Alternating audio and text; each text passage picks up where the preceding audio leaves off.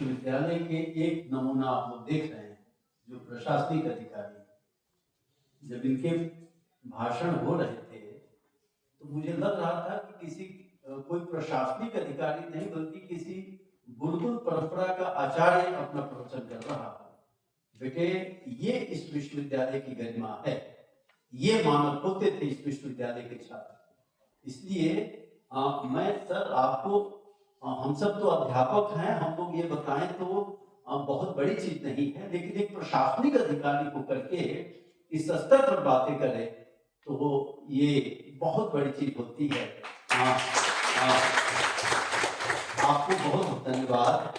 हम लोग तो प्रोफेसर हैं, लेकिन सर की क्या बात है, बहुत बढ़िया सर।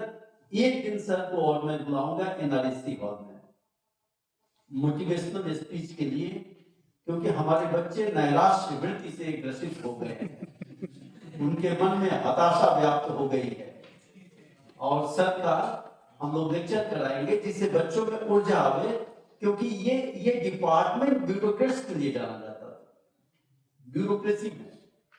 सर लोग जानते हैं, एक साथ 10-10, 20-20 लड़के एक साथ आईएएस होते थे इसी डिपार्टमेंट से, पीसीएस होते थे।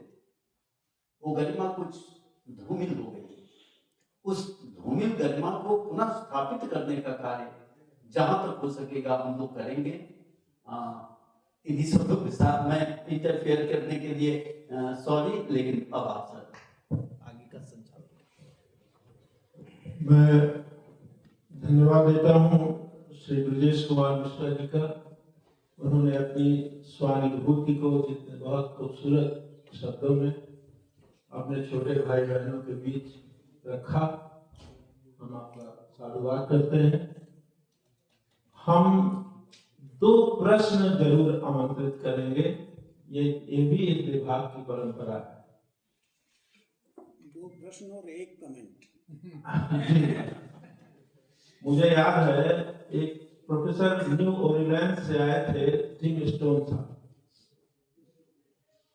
और बहुत अच्छा लेक्चर दिया उन्होंने, और सबसे बड़ी बात ये कि उनसे प्रश्न बहुत पूछे गए, क्योंकि कुछ क्रांतिकारी लेक्चर दे दिया था। हमारा उनका पत्र व्यवहार बहुत दिन तक चला, लेकिन प्रोफेसर सेठ ने उनके वक्तव्य में एक पिटिशियो प्रिंसिपाई नामक तर्कदोष, चक्रक तर्कदोष सिद्ध कर दिया। तो ये भी परंपरा रही है यहाँ की। इसलिए मैं आप सबको 2 प्रश्न, कोई भी छात्र जो भी श्रोता हैं पूछ सकते हैं, और प्रोफेसर जटाशंकर जी एक कमेंट ऑफर करना चाहते हैं, उनका भी स्वागत है। पहले बच्चों का 2 प्रश्न जरूर पूछिए, दोनों लोगों से पूछ सकते हैं आप, किसी से भी। सर, मेरा एक प्रश्न सर से है, सर आपसे मैं शुरू करता हूँ। आपने अभी बोला कि मतलब जो रामचरित मानस का कोट किया कि मातृ पिता और गुरु की वाणी, इनको ब्रह्मवाक्य मानना चाहिए। आज के वैचारिक उदारवाद में कहीं ना कहीं जो इस पीढ़ी के जो युवा हैं उनके मूल्य अलग हैं, और जो हमारे माता पिता और गुरु हैं इनके मूल्य काफी अलग हैं। इस दोनों में हम कैसे संतुलन बनाएं, क्योंकि एक पीढ़ी का गैप आ रहा है। और सर दूसरी बात कि टीचर आजकल सर, जैसे कि एक चाणक्य थे जिन्होंने अखंड भारत की नींव रखी, लेकिन सर वैचारिक उदारवाद में समझ गया आपका प्रश्न, मैं समझ गया। इसीलिए मैं छात्रों को संबोधित करने से पहले असिस्टेंट प्रोफेसरों को संबोधित किया कि उनका क्या आचरण होना चाहिए। तो आप कहना चाह रहे हैं कि आजकल के अध्यापकों का भी मूल्य अलग हो गया है, वैल्यूज अलग हो गए हैं, उस तरह से नहीं है। तो इसीलिए पहले मैंने कहा ना कि पहले हम अपना आचरण करें, क्योंकि हमारा ही तो आदर्श वो फॉलो करेंगे बच्चे। इसलिए टीचर को भी, अच्छा ये बताइए कि कौन सा टीचर ऐसा है जो ये चाहता हो कि हमारे क्लास का लड़का फेल हो जाए? कोई चाहता है? कोई टीचर नहीं चाहता। इसमें से सब चाहते हैं फर्स्ट डिवीजन पास हो, टॉप करें, पूरे इंडिया में टॉप करें। इसलिए कहा गया है कि गुरु जो कहता है आपके हित के लिए ही करेगा। माता पिता आपके कुछ भी करते हैं आपके हित के लिए, वो कभी आपके हित के परे नहीं। माता पिता ही ऐसे हैं जीवन में जो आपसे प्रतिस्पर्धा नहीं मानते, बाकी जितने भी रिश्ते नाते हैं सब आपसे प्रतिस्पर्धा मानते हैं। इसलिए जो कहा गया है कि माता पिता और गुरु, गुरु का मतलब जो आपको पढ़ा रहे हो जिस समय, जो आपका क्लास टीचर, जो टीचर हो, वो कह रहा है कि भाई इसको रिवीजन करके आना, तो रिवीजन करके आना, फिर नहीं कि गुरु जी समय नहीं है, मैं तो उसको चाहता हूँ जल्दी, मैं नहीं कर पाता। रिवीजन उन्होंने कहा करके आना तो करके आना, उन्होंने क्लास वर्क दिया, होमवर्क दिया तो दिया, जो उनका उद्देश्य हो। जैसे गुरु जी ने क्या कहा, लड़के हताशा से जाते हैं, इसीलिए सुसाइडल टेंडेंसीज बढ़ रही हैं, क्योंकि किसी से संवाद ही कोई नहीं कर रहा है। अब बात उठी तो मैं एक थॉमस एल्वा एडिसन का एक उदाहरण सब मैं बता दूं 2 मिनट, अगर आप लोगों की अनुमति हो तो। थॉमस एल्वा एडिसन बहुत बड़ा वैज्ञानिक था जिसने बल्ब का आविष्कार किया, आप सब लोग जानते हो। नाम सुने हैं, कोई नहीं सुना? सब लोग सुने हैं। वो बचपन में मनोरोगी थे और जब स्कूल में भर्ती कराए गए कुछ दिन तो वहां के प्रिंसिपल ने, वहां के टीचर ने उनको झेला, लेकिन बाद में जब वो देखे कि ये मनोरोगी है, मनोविकार से ग्रस्त है, लड़ लेता है, झगड़ लेता है, मारपीट करता है, हिंसा करता है, अचानक उत्तेजित हो जाता है, तो उन्होंने उसका नाम काट दिया और एक लिफाफे में वो आदेश बंद करके जब थॉमस एल्वा एडिसन आया, कहा जाके अपनी माता जी को दे देना।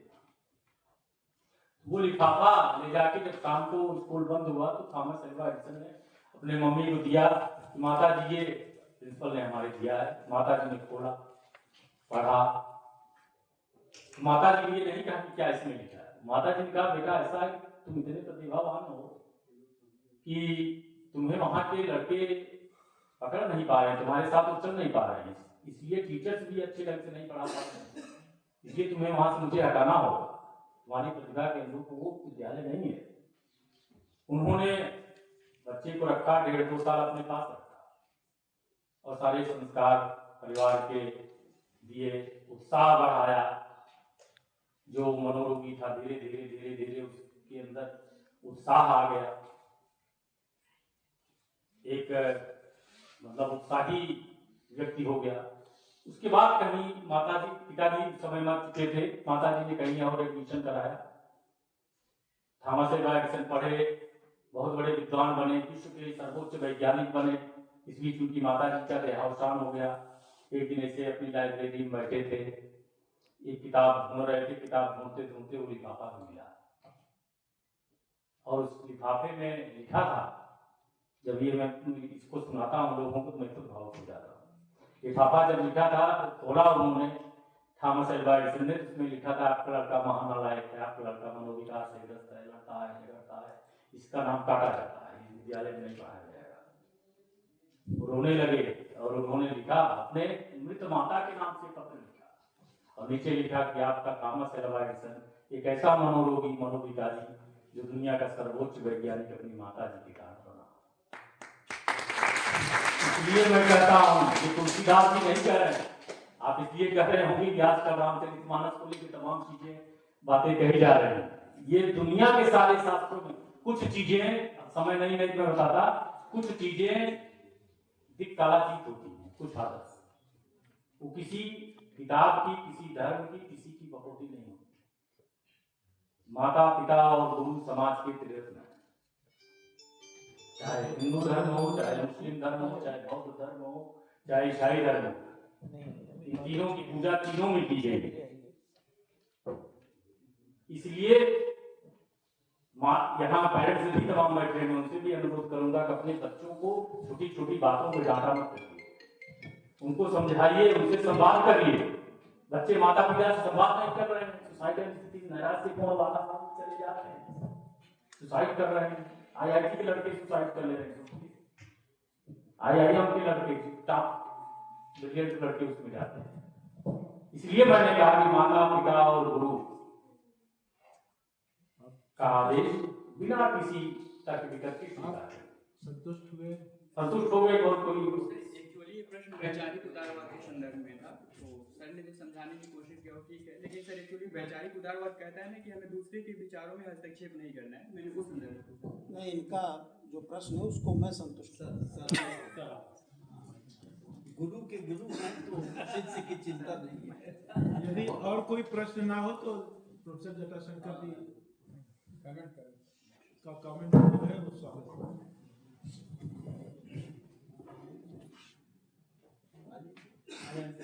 मैं शायद कुछ और कहता, लेकिन मैं शुरू करता हूँ कन्हैया के प्रश्न से ही।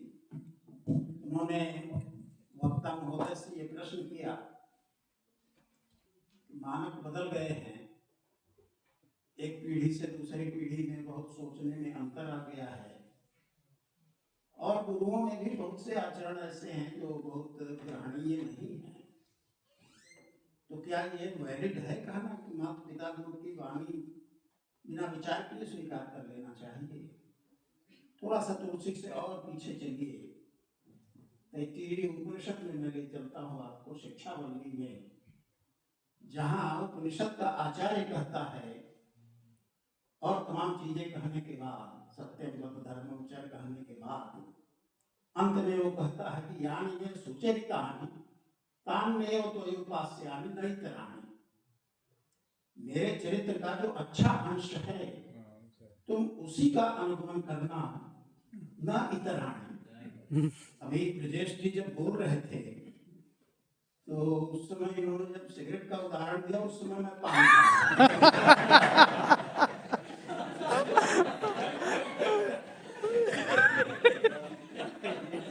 मैं अपने क्लासरूम में भी इन शब्दों का प्रयोग किया करता था और यही मैं उदाहरण देता था। जो अच्छा चरित्र मेरा है उतना ही मानना, पान खाने का दुर्व्यसन जो मुझे है इसे बिल्कुल मत स्वीकार करना। टीचर भी एक मनुष्य है और उसके अंदर भी हजार कमियां हैं। ये जरूरी है कि आप मक्खी की तरह केवल घाव पर बैठे, आप अच्छी चीज पर ध्यान दीजिए, जो उसके अंदर अच्छा है उसको ग्रहण करिए, जो बुरा है उस पर निगाह क्यों डाल रहे हो? ये एक मतलब this is a rejoinder to the reply given by Brajesh ji. मैंने परमिशन लिया था चेयरपर्सन से कि मैं एक कमेंट सिन्हा सर के आलेख पर और एक कमेंट ब्रजेश जी पर, तो ब्रजेश जी पर तो मैंने जो कुछ कहना था वो कह दिया। सिन्हा सर जब बोल रहे थे तो मुझे प्रोफेसर एस.एस. राय के पास बैठकर हम लोग केसी भट्टाचार्य पर जो कुछ सीखते थे वो सब याद आ रहा था। और शंकराचार्य और केसी भट्टाचार्य के बीच डिस्टिंग्विश किया अभी सिन्हा साहब ने। अहम ब्रह्मास्मि इस अनुभूति में आई जो है वो परसिस्ट कर रहा है, इसीलिए वो सब्जेक्टिव कॉन्शियसनेस या स्पिरिचुअल कॉन्शियसनेस से आगे बढ़ने की बात करते हैं और एब्सोल्यूट कॉन्शियसनेस या ट्रुथ के लेवल तक ले जाने की बात करते हैं कि कॉन्शियसनेस को उस लेवल तक ले जाना चाहिए।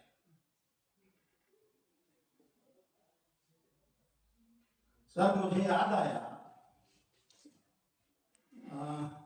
बृहदारण्यक का एक, बृहदारण्यक नहीं है, उपनिषद में बाद में कोट करूंगा, लेकिन उसका जो translation, English translation AC Mukherjee साहब ने किया है अपनी पुस्तक द नेचर ऑफ सेल्फ में, तो कहते हैं कि कांट के एग्नोस्टिसिज्म को शंकराचार्य की फिलॉसफी में जो ट्रांसेंड किया गया है उसका कारण केवल यही है, and he quotes that उपनिषद मंत्र, उसका कारण केवल यही है that the ultimate, that is none other than the I, capital I, आत्म से इतर कुछ नहीं है वह, यह बोध जो है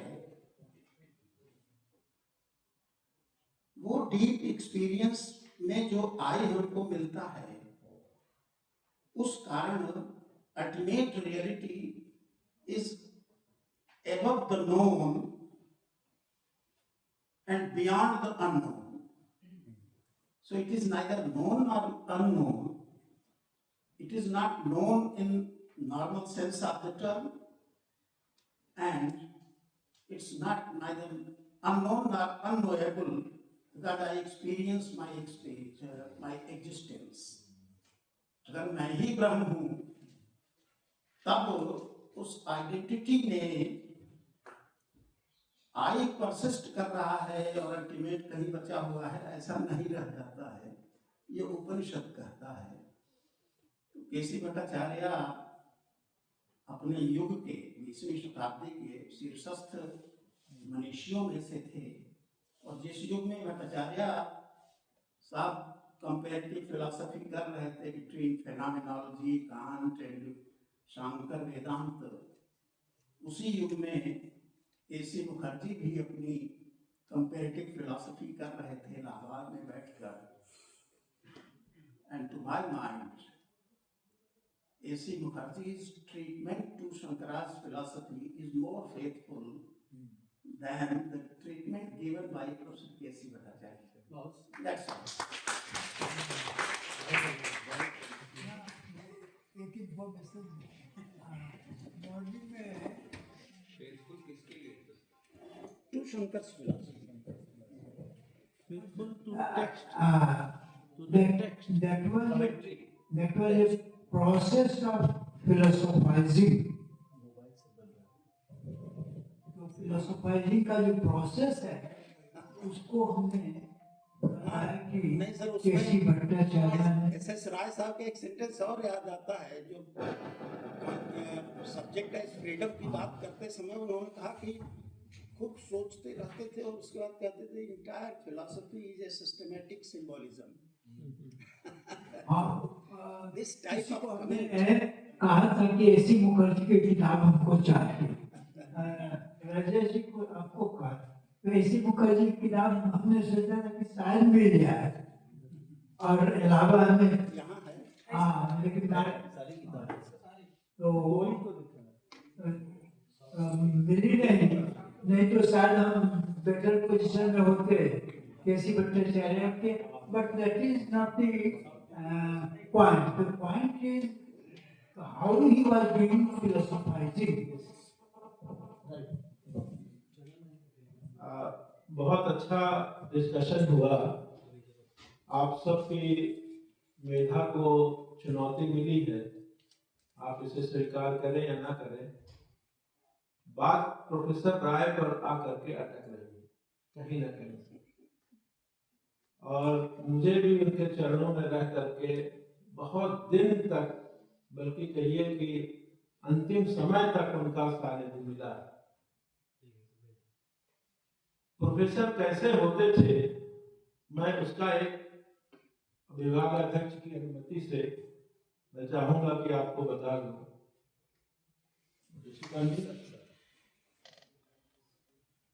प्रोफेसर राय लगभग इसके 2-3 दिन बाद उनका शरीर शांत हो गया। जब हम उससे मिलने गए थे, यहाँ पर यही पार्वती हॉस्पिटल में थे वो, मैं प्रोफेसर रामलाल सिंह साहब के साथ गया था मिलने। तो जैसे कोई वृद्ध पुरुष या कभी हम लोग कोई चीज सोचते रहे और नहीं याद आ रहा है तो उलझन होती है, नाम नहीं याद आ रहा है, ये लड़का है इसका नाम देख रहा हूँ पर किस तरह के नाम नहीं याद आ रहा है। वो प्रोफेसर राय ने, जैसे हम लोग गए उनके बेड पर देखने, उन्होंने कहा रामलाल ये बताओ कि ब्रैडले का वो सेंटेंस बोलो जिसमें एक ही सेंटेंस से वो कांट और हिगल दोनों को धराशायी कर देता है। बोलो क्या है वो, मुझे अभी याद है, empty transcendence and shallow pantheism. Ramlal Singh साहब ने बताया, मैं तो दुपक गया था कि मतलब मुझे याद नहीं था उस समय, लेकिन उन्होंने बताया। प्रोफेसर राय बिस्तर से उठ के उछल गए, yes that was the concept, shallow pantheism and note कर लो भैया, ये प्रोफेसर राय की वाणी है।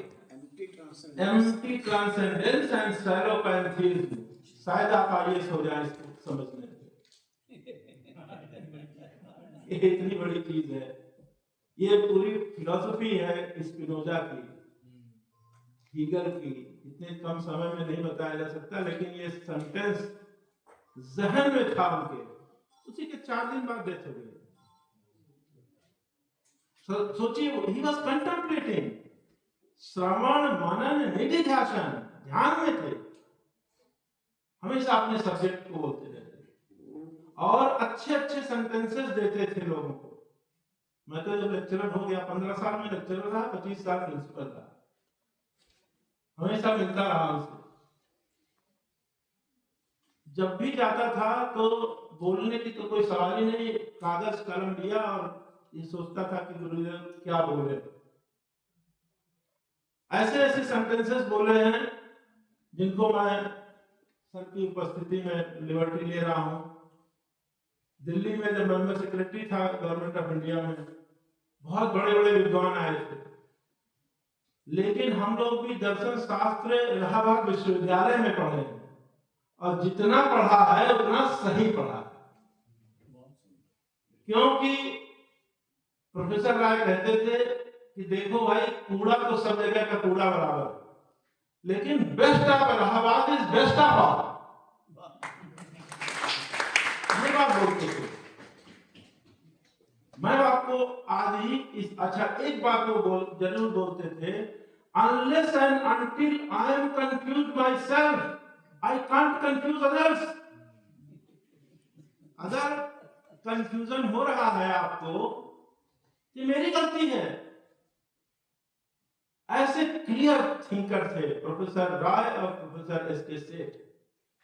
क्लैरिटी के बाद उनको जबरदस्ती कांटसी में कोई चीज नहीं मान लेते थे कि हमारे गेस्ट आए हैं कह रहे हैं तो हम मान ले। ऐसा कुछ नहीं था फिलोसफी में, हार्डकोर फिलोसफी होती थी यहाँ पे।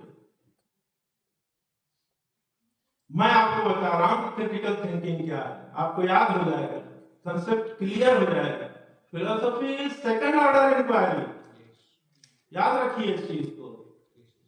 ये ऐसे शब्द है जैसे ध्रुव तारा, नाम चाहे जो रखिए, क्रिटिकल थिंकिंग लिखिए, संवाद लिखिए, कुछ नहीं, it is a second order inquiry. Now what is second order inquiry, मैं अभी क्लियर कर देता हूं आपको। हिस्ट्री क्या है? It is a true story of facts. आप तथ्यों का निरूपण करते हैं, but when history reflects on history itself, then it becomes philosophy of history. Philosophy is reflective awareness. ये प्रोफेसर राय का प्रिय सेंटेंस था, मैं वहीं को कोट कर रहा हूं। रिफ्लेक्टिव अवेयरनेस कैसे आती है? ये प्राइमरी वर्कर्स का काम नहीं है। प्राइमरी वर्कर तो हर सब्जेक्ट में है, ये कुछ नंबरदारी वाला काम है, सुपरविजन का काम है, ब्रिज बिल्डिंग का काम है। It includes nothing, includes everything. कोई कह सकता है कि भाई ये चीज तो हमारे फिलोसफी में नहीं है, इससे हमें मतलब नहीं। Philosophy of medicine, philosophy of technology है, फिलोसफी ऑफ लॉ है, रिफ्लेक्टिव कॉन्शियसनेस।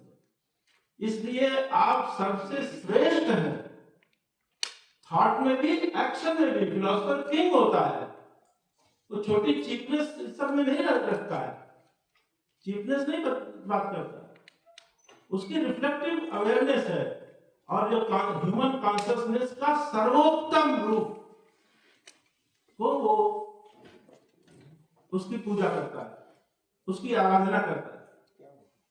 तो क्रिटिकल थिंकिंग और फिलोसोफाइजिंग पर प्रोफेसर आर.सी. सिन्हा को हम लोगों ने सुना। एक मोटिवेशनल स्पीकर को हम लोग सुनते सुनते बचे हैं। हम विभागाध्यक्ष जी से अनुरोध करेंगे कि कभी पूरा मौका दीजिए और उनके साथ न्याय हो सके, ताकि बच्चे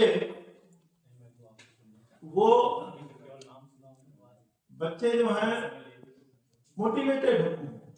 आप, मैं 2-3 सेंटेंस बोल रहा हूं, आप लॉजिक से निष्कर्ष निकालिए।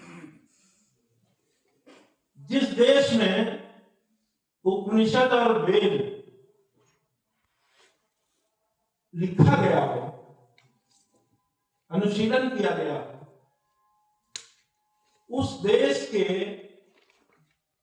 में आज लाखों युवक और किसान आत्महत्या कर रहे हैं।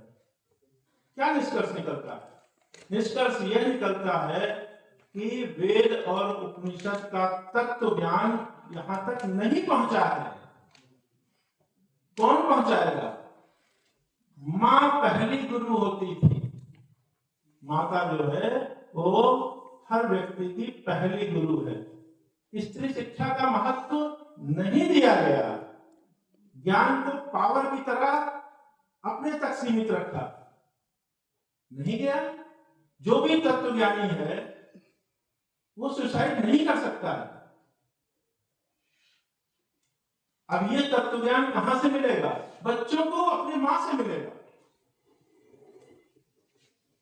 तो ह्यूमन कॉन्शियसनेस फिलॉसफी का रोल है इस समय।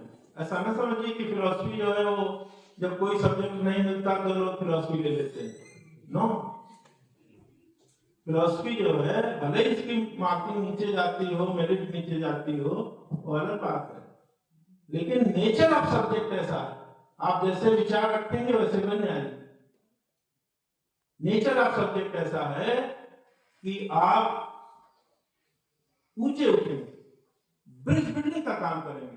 कांट ने क्या किया था? समन्वय किया था विभिन्न विचारधाराओं का। दो राइवल्स थे, उनके बीच में समन्वय। मैं एक स्टोरी बता करके अगर खत्म करना चाहूं, और मैं विवाह का अध्यक्ष को दूंगा 2 मिनट में। मैं 8 साल लॉ कॉलेज का प्रिंसिपल रहा कानपुर। हर साल 1-1 हजार लड़के लॉ की डिग्री लेकर निकलते थे। तैतरीय उपनिषद का भाई जटाशंकर जी ने जिक्र किया, उपदेश दिया जाता था, हम लोग कन्वोकेशन करते थे, लेकिन मैं एक इंटरनल कन्वोकेशन करता था। देखो भाई, तुम लोग जा रहे हो खूब पैसा कमाना या जो मन हो लोगों को न्याय दिलाना, लेकिन अपने प्रिंसिपल साहब के नाम पर पूरे कैरियर में एक व्यक्ति को न्याय दिला देना, बस। उन 8000 वकीलों का ऋण अभी मुझसे ऋण नहीं हुए हैं, एक का हमको फीडबैक आया। करीब 20 साल हो गए मुझे प्रिंसिपल रहे उस कॉलेज का। एक का फीडबैक आया, वो मैं आपसे शेयर करना चाहता हूं। बांदा जिले में पोस्टेड था हमारा विद्यार्थी, वहां चचा भतीजे लड़ते थे, ब्राह्मण थे, चाचा भतीजे 20 साल से मुकदमा लड़ रहे। एक चाहता था बंटवारा उत्तर दक्षिण हो, दूसरा चाहता था नहीं पूर्व पश्चिम। दोनों बस से चलते थे, बघेलू करीब बांदा से काफी दूर रहा, 60-50 किलोमीटर, करेक्ट करेंगे पुलिस अधिकारी है यहाँ पर। तो बस से जाते थे सब, टिकट का पैसा चाचा देता था कि हमारे सामने कैसे चाचा नहीं, मतलब भतीजा कैसे देगा, हम देंगे।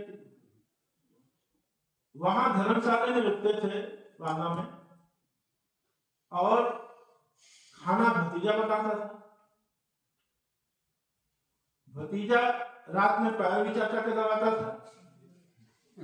सुबह उठ करके वो अपने वकील के यहाँ और वो अपने वकील के यहाँ, और 10 साल तारीख दे करके फिर वापस चले आते थे।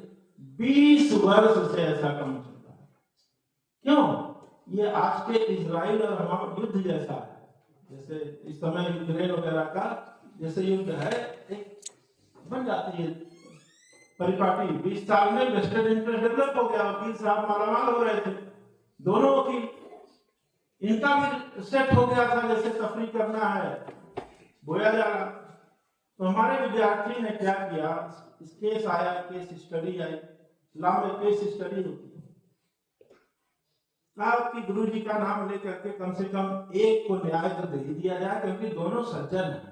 पता किया, दोनों वकीलों को बुलाया पहले कि भाई हम समझौता चाहते हैं, कैसे होगा, देखिए बात, वकील को पहले बुलाया, नहीं तो तारीखें में पढ़ने देंगे। तो जब दोनों वकील राजी हो गए, तब उन्होंने चाचा भतीजे को अपने चैम्बर में बुलाया और कहा कि अगर हम विकर्ण लगा दें तो क्या दिक्कत है, विकर्ण बजाय ऐसे ऐसे करने के, ऐसे करने के, विकर्ण से ऐसे हो जाए, दोनों उछल पड़े, तो ये तो साहब ठीक है, मुकदमा खत्म हो।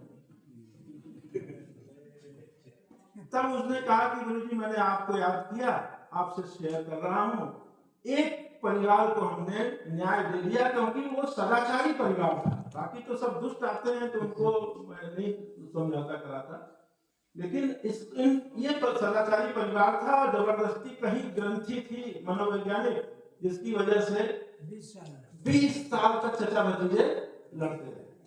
और one fine morning sense of justice after 20 years. तो फिलॉसफी के पढ़े हुए जो विद्यार्थी हैं, वो जीवन में कुछ ना कुछ अलग करते हैं। आप सबसे अलग हो, आप विशिष्ट हैं, आप में उच्चतर चेतना के गुण हैं, निम्न चेतना के गुण नहीं आएंगे। इसलिए आप सबको बहुत बहुत साधुवाद, ध्यानपूर्वक आपने दोनों वक्ताओं को सुना, और मैं अब माइक को सादर आयोजकों को देता हूं ताकि आगे की सूचना एक और भी आपको सूचना देनी है। और आज एक और हर्ष की बात ये है कि हमारे फैकल्टी मेंबर डॉक्टर राजन हैं, आप खड़ा हो जाए चाहे तो।